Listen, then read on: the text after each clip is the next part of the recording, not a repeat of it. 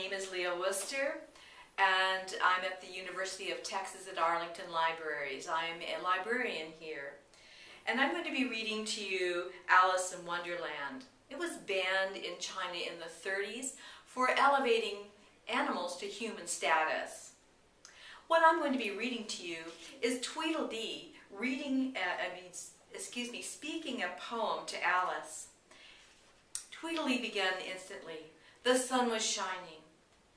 Here Alice ventured to interrupt.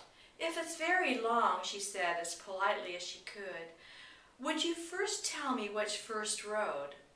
Tweedledee smiled gently and began again.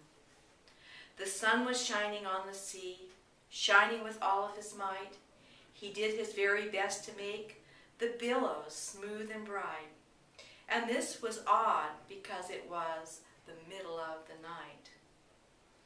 The moon was shining sulkily because she thought the sun had no business to be there after the day was done. It's very rude of him, she said, to come and spoil the fun.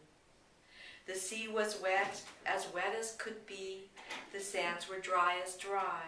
You could not see a cloud because no cloud was in the sky. No birds were flying overhead. There were no birds to fly. The walrus and the carpenter were walking close at hand.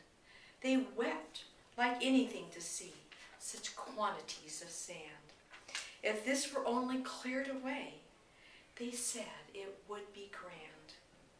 If 7 maids with 7 mops swept it for half a year, do you suppose, the walrus said, that they could get it clear? I doubt it, said the carpenter, and shed a bitter tear. Oh, oysters, come and walk with us, the walrus did beseech. A pleasant walk, a pleasant talk along the briny beach. We cannot do with more than 4 to give a hand to each. The eldest oyster looked at him, but never a word he said. The eldest oyster winked his eye and shook his heavy head, meaning to say he did not choose to leave the oyster bed.